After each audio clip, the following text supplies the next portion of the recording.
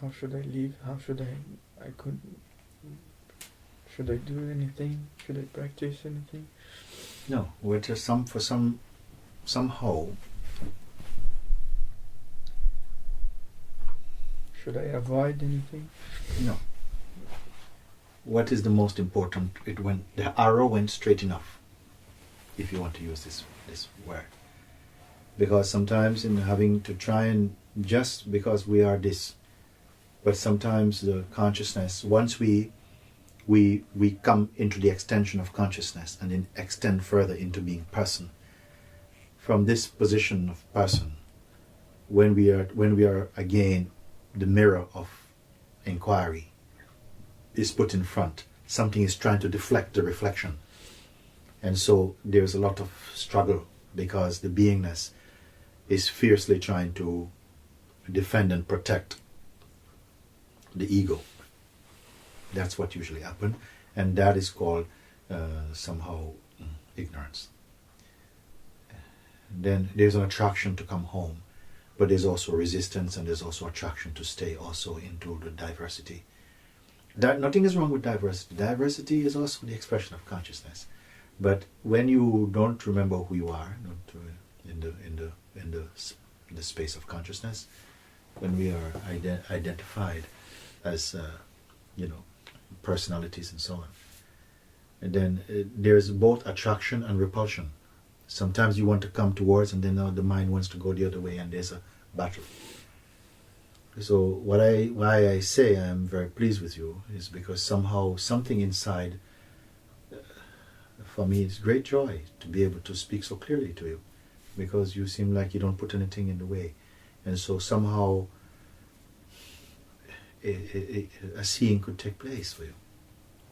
Then you ask, but how you should do, how you should live. Really, this question comes from the mind also, because we have been in this world being shown how to do. This is how to do world, so to speak. It's dreaming, and because the plants don't ask, how do I grow? The breeze don't ask, how do I flow? The rivers don't ask nothing. They just unfold.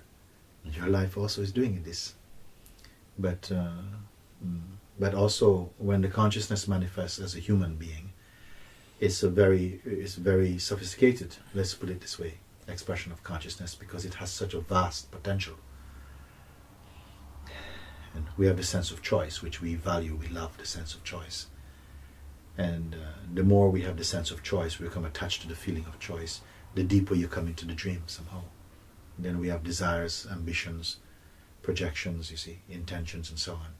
And the soup thickens, become even more thick with the human noise.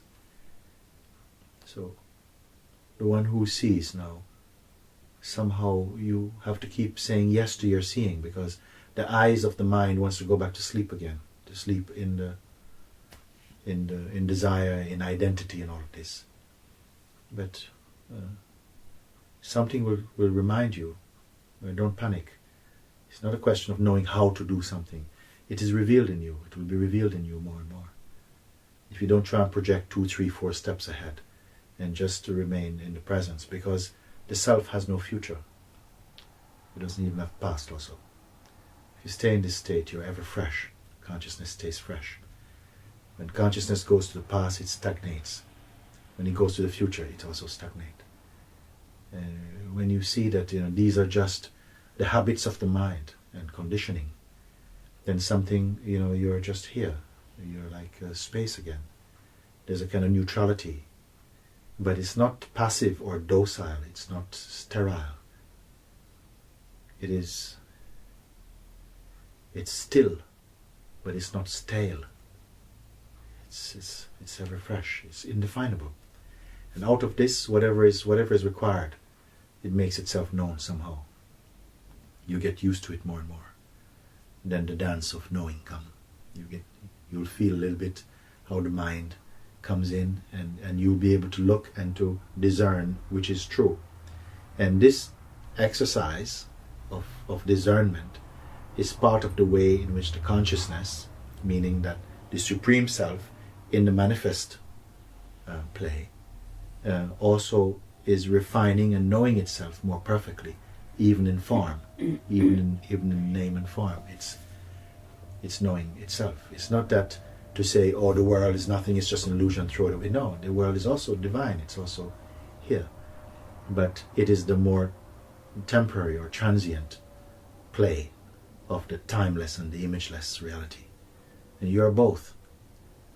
But once you know your timelessness, as I've shown you, you've seen, then you can see that you can bear the timeful. The timeful is always changing. It will not trouble you. You will see and understand. If your seeing is not here only, but inside here, then nothing will really trouble you deeply, momentarily, superficially, but it will not have roots inside your being anymore. You see. So how to do is always future. You stay present. Something comes and it feels like a choice has to be made, don't force it. Just be quiet. Just be quiet. And it will emerge in you if something is to move this way or that way. But it won't be so important, because you know that all of it is the activity of the vital force and the cosmic mind, if you want to say. You're not concerned about it. And gradually you'll forget about time. And you'll forget about intentions. They may appear, but only fleetingly, sketchily. You will not bury your intention, your mind into time.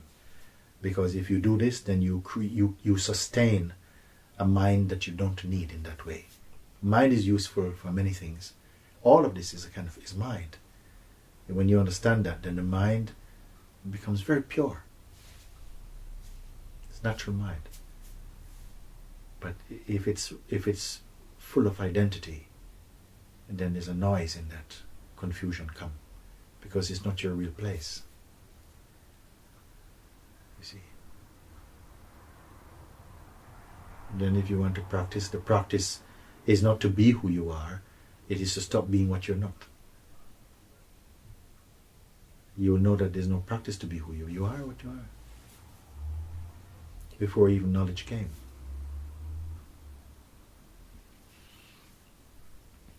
And the sense of ignorance or the illusory world will not overcome you.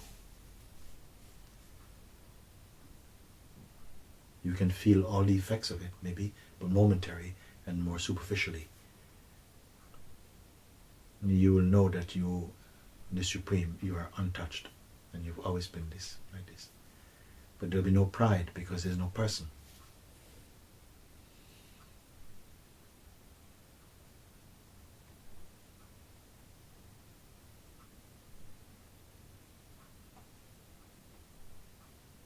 Then you don't need to study anymore. You don't need to study any more spiritual things. Now your own book will open.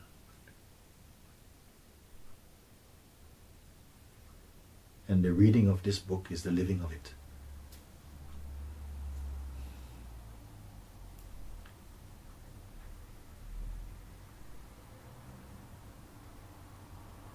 Out of tendencies, the mind will call you towards, go and learn, try, practice more and more, to somehow pull you back into a kind of hypnosis that you need to do something to be what you are.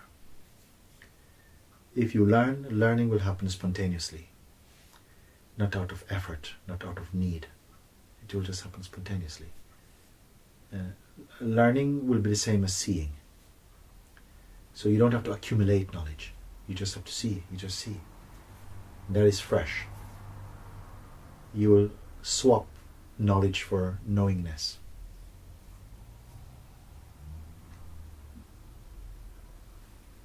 Everything will feel spontaneous and fresh for you. But sometimes the mind will seem to fight for a while, fight hard to regain sort of presence in you, to become the presence in you. And you must be aware of that for a while. And after a while it will begin to lose its power if you hold to what you've been shown. That what you have seen, you're not separate from what you have seen now. What you have seen, no one can show you, no book can show you, no film can show you. And just grace reveal it for you.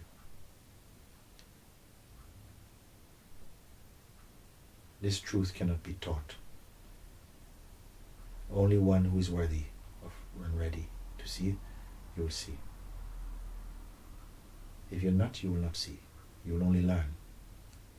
And if you put too much importance on learning, you will be lost. That learning becomes just ignorance, pride.